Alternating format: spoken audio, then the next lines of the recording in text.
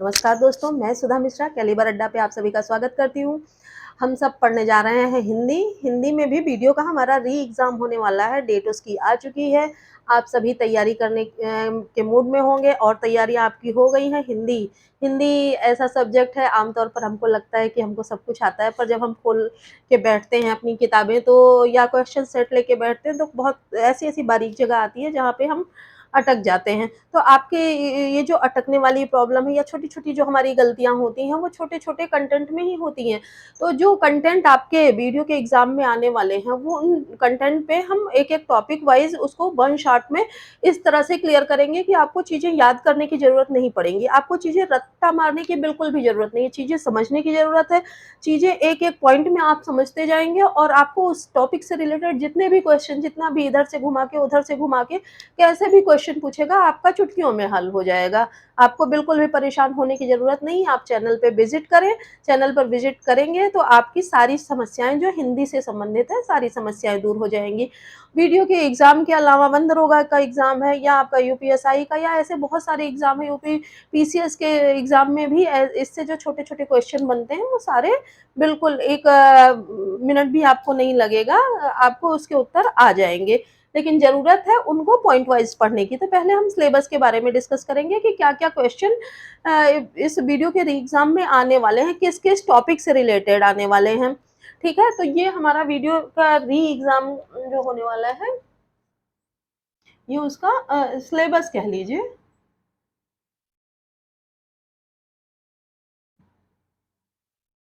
Syllabus है, ठीक है? उसमें पहला तो आएगा गद्यांश आएगा, गद्यांश 5 क्वेश्चन गद्यांश के आएँगे, काफ़ी सालों के क्वेश्चन के पे हमने रिसर्च किया है, बहुत सारे शोध किए हैं, अध्ययनों से ये परिणाम निकाला है कि इस तरह के क्वेश्चन इतने-इतने नंबर तक के क्वेश्चन आ जाते हैं, ठीक है? तो पहला हमारा गद्यांश है, गद्यांश में 5 नंबर तक के क्वेश्चन आते हैं, उसमें जैसे शीर्षक लिखने का आपका आ गया, गद्यांश कोई दिया रहता है, उसमें शीर्षक लिखने को आ जाता है या रेखांकित शब्दों का विलोम कोई शब्द है उसका विलोम लिखने का, उसका पर्यायवाची लिखने का आ जाता है उसी गद्यांश में से या कोई रेखांकित लाइन होती है उसके वो क्या कहना चाहता है, उसमें कौन-सी लोकोक्ति है या कौन-सा मुहावरा दिया गया है, उसका क्या मतलब निकलता है, इस तरह के क्वेश्चन बन के आते हैं। तो इसका सीधा-सा सबसे सीधा-सा रास्ता है कक्षा 8 यूपी बोर्ड की, कक्षा 9, कक्षा 10 तीनों की हिंदी की जो किताबें हैं, उसमें जो गद्यांश दिए हुए हैं, उसको आप ऐसा करो एक तरफ से रट्टा मार ले जाओ। हालाँकि मैं इसकी प्रैक्टिस आपको कराऊँगी, लेकिन ये तीनों सालों की कक्षा 8, कक्षा 9, कक्षा 10 तीनों की किताबें आप एक बार पढ़ जाएँगे, तो आपको उन्हीं में से मिल जाएगा, कहीं और से नहीं। कॉपी पेस्ट सीधा-सा कॉपी पेस्ट होता है, कहीं और से गद्यांश लेकर नहीं आते हैं। गद्यांश इन्हीं किताबों में से वो निकालते हैं, जो हमारे क्वेश्चन पेपर को सेट करने वाले होते हैं। तो इनमें से ये आपका अगर ये कक्षा तीनों की अगर ये किताबें आप देख लेते हैं, इनमें से गद्यांश आप पढ़ लेते हैं, तो आपको कहीं भी ढूँढने की ज़रूरत नहीं है। एक और वेबसाइट है आपकी अ, हिंदी साहित्य सार के नाम से है, क्या है? हिंदी साहित्य सार। इस वेबसाइट पे आप जाएँगे, आपको ये सारे गद्यांश उस वहाँ पे मतलब ये इस तीनों क्लासेस के गद्यांश आपको मिल जाएँगे। उसमें से आप एक-एक बार रीडिंग लगाएँगे, आपको कहीं और से पढ़ने की कोई ज़रूरत नहीं। अब दूसरा टॉपिक हमारा आता है शब्द ये संक्षेपण और पत्र। संक्षेपण आपका मेरे ऊपर मैं आपको बहुत आसानी से सॉल्व करना बता दूँगी। पत्र पत्र की बात आई, पत्र कैसे लिखा जाता है, ज्ञापन कैसे दिया जाता है, कब दिया जाता है, किस तरह प्रकार का होता है, वो सारी चीज़ें आएँगी। वर्णमाला, वर्णमाला आप चुटकियों में सीखेंगे, पहला टॉपिक हमारा वर्णमाला का ही होगा। वो आपको इतनी आसानी से आपको बता दूँगी उसके 4 प्रश्न आते हैं।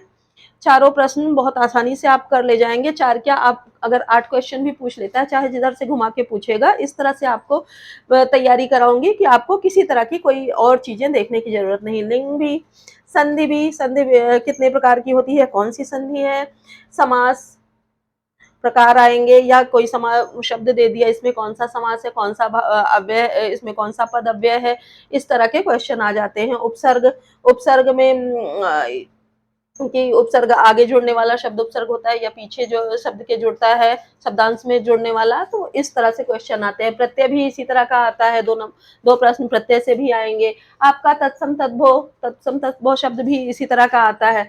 आई बात संज्ञा की, संज्ञा, सर्वनाम, विशेषण इन सब में क्या आते हैं, इनके भेद आते हैं लिखने को, कि इनके कितने भेद होते हैं, या भेद के बारे में किसी भेद कोई शब्द दे दिया, ये कौन सा भेद है इसका, इस तरह से क्वेश्चन जैसे दे दिया, मान लिया हम दे दिया, ये किस संज्ञा के सर्वनाम के अंतर्गत आता है, ठीक है, या मैं कौन सा सर्वनाम है, तो इस तरह से क्वेश्चन आ जाते हैं।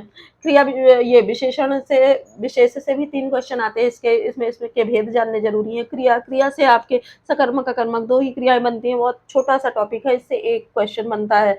क्रिया विशेषण से आपके 4 क्वेश्चन बनते हैं, ठीक है। फिर आता है पर्यायवाची, युग्म और विलोम शब्द। पर्यायवाची और युग्म में ऐसे दे देता है अली अली, जैसे एक का अर्थ होता है भौरा, एक का, तो इस तरह का अर्थ प्रसाद प्रासाद, इस तरह के युग्म से संबंधित शब्द आते हैं। विलोम आपको पता ही है कि विलोम आता है। शुद्ध वर्तनी शब्द की शुद्ध वर्तनी कौन सी शुद्ध है कौन सी अशुद्ध है, इस तरह से छांटने को आ जाता है, ठीक है।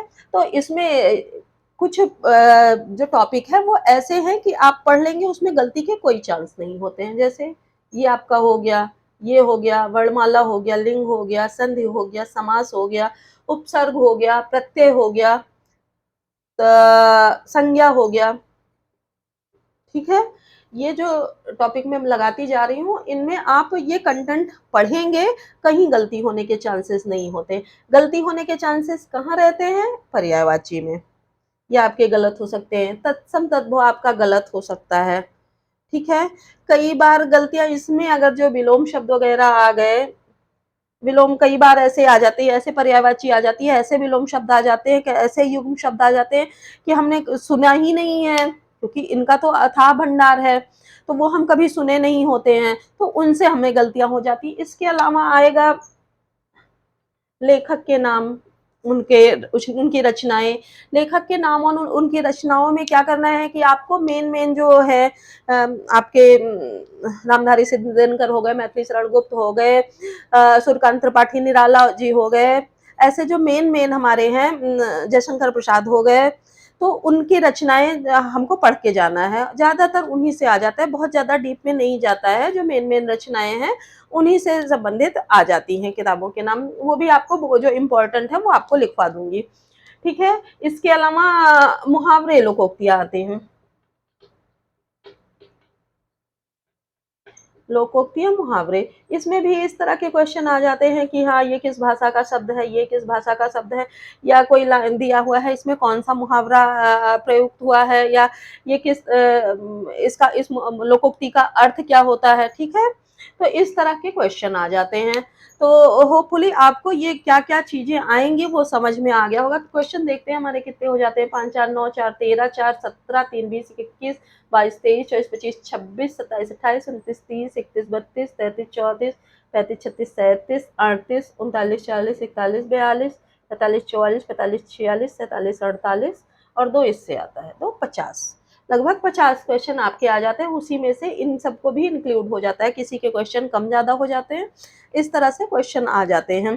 तो होपफुली आप ये चीज़ें मेरी वीडियो में आप समझेंगे तो आपको बहुत आसानी से समझ में आ जाएगा, और आपका इसमें से 50 प्रश्नों में से होपफुली 50 के 50 आपको दिलाने में कामयाब हो जाऊंगी। हाँ, 1-2 नंबर आपके जो अथाह भंडार वाले प्रश्न हैं उनमें से गलत हो सकते हैं। तो उन चीज़ों पे जो आपकी कमजोरियां हैं, जो आपकी वीकनेस है, उन वीकनेस को ध्यान में रखते हुए बाकी की चीज़ों को आपको अपना इतना स्ट्रांग बना लेना है कि हाँ वर्णमाला है तो वर्णमाला से ही क्वेश्चन आएंगे, उसमें आपको इतने आसानी से पढ़ा दूंगी, इतने आसानी से आपको समझ लेना है कि आपको वो नंबर कटने के चांसेस ना रहें, ठीक है। तो आपको बाकी सारे कंटेंट बहुत ध्यान से पढ़ने हैं। हाँ, जो बहुत सारी चीज़ें याद करनी है, रट्टा मारना है, जिनका रट्टा मारने से ही काम चलना है, उन चीज़ों पे आपकी वीकनेस हो सकती है। लेकिन हाँ, हो सकती है बहुत सारे इंपॉर्टेंट आपको शब्द दे दूंगी कि उन्हीं में से ही क्वेश्चन आ जाते हैं, अलग से नहीं आते हैं।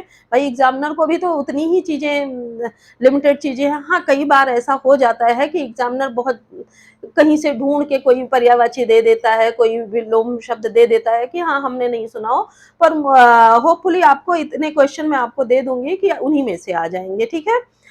तो ये हो गया हमारा सिलेबस। होपफुली आपको सिलेबस समझ में आ गया होगा, इसको नोट डाउन कर लीजिएगा। कल से हम अपना टॉपिक स्टार्ट करते हैं, ठीक है। और एक शॉर्ट में अपना वीडियो की तैयारी शुरू कर देते हैं। सक्सेस होना हमारा काम है। मेरा काम है आपकी तैयारी कराना, आपका काम है उस हिसाब से तैयार होके अपने आप को पावरफुल बना के एग्ज़ाम में उतर जाना, ठीक है? तो आप बहुत-बहुत शुभकामनाओं सहित मिलते हैं नेक्स्ट वीडियो में नई तैयारी के साथ, तब तक के लिए धन्यवाद।